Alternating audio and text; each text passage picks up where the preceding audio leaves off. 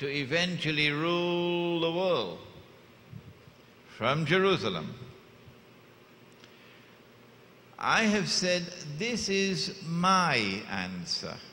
You don't have to agree with me.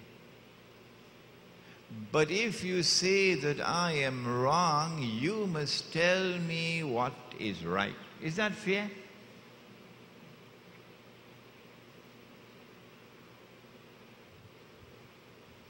Britain became the first ruling state of the modern world.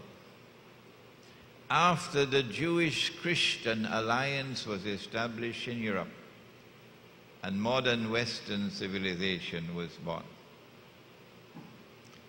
The scientific and technological revolution commenced in Britain. And I want to commend to you, those of you who want to pursue your PhD, go and do it. In the scientific and technological revolution, study it. Study Boyle's law, study the emergence of the steam engine. Study how steam took over from the horse and the cart.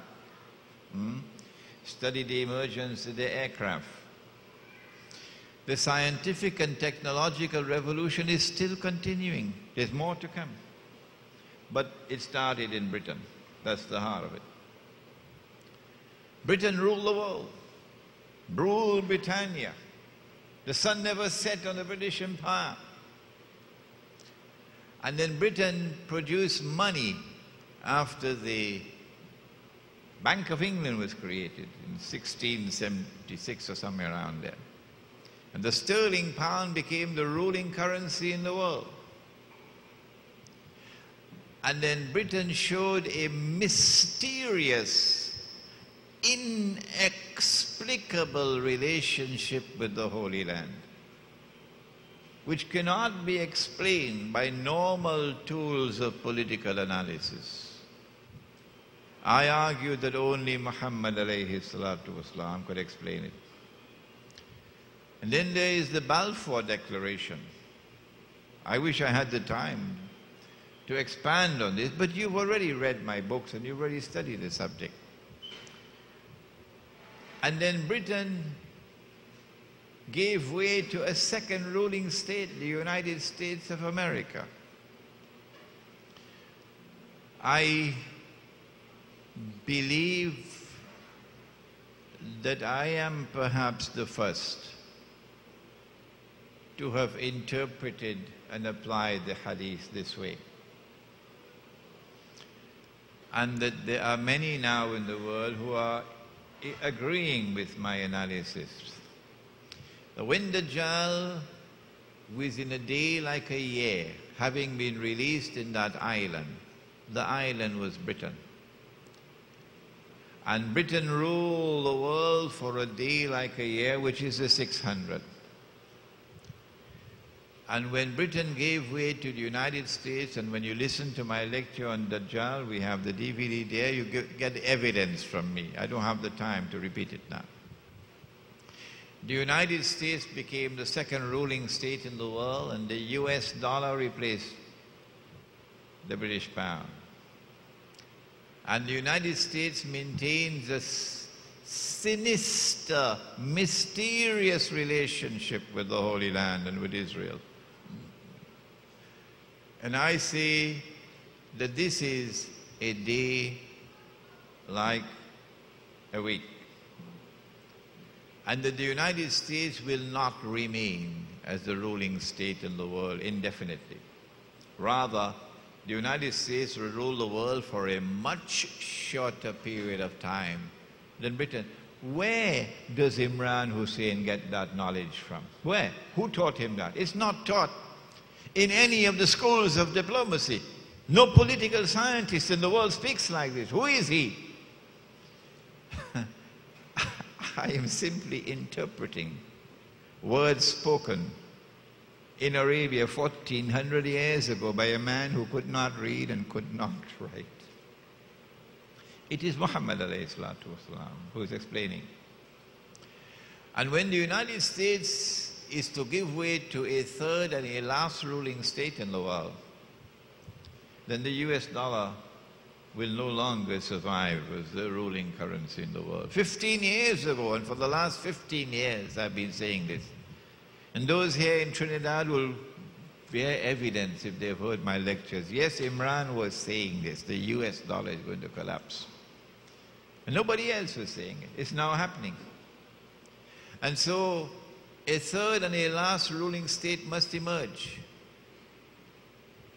And a new international monetary system must emerge to replace the Bretton Woods Accord, in which the US dollar was given the status of the ruling currency in the world. We have more to speak about in the next session on this subject. I have suggested that a day like a month is now coming to an end, and a day which is like a week is about to commence. There's no one else who's saying that in the world of Islam. I'm the only one. But events which are unfolding are confirming this analysis. If they ask me, where is the hadith? Why doesn't he quote the hadith? We didn't see in the hadith that Britain is the ruling state and that is stage one. I have to say to them, well, just wait and see. Events which are unfolding are confirming the validity of this hadith, so I don't have to bother with your criticisms.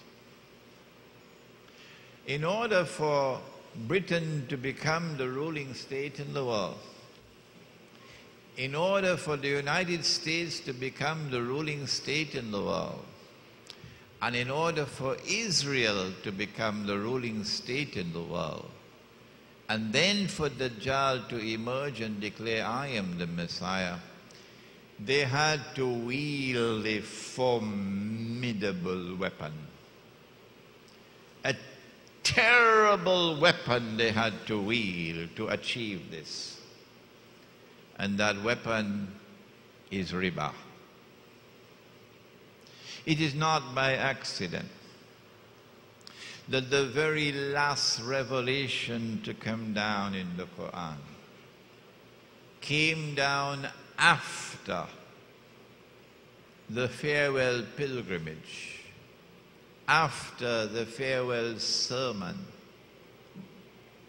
Allah sent down, Al-Yawm Akmaltu lakum deenakum wa atmamtu alaykum ni'mati wa raditu lakum al-Islam deena. This day have I completed my favor unto you. This day have I perfected your religion for you.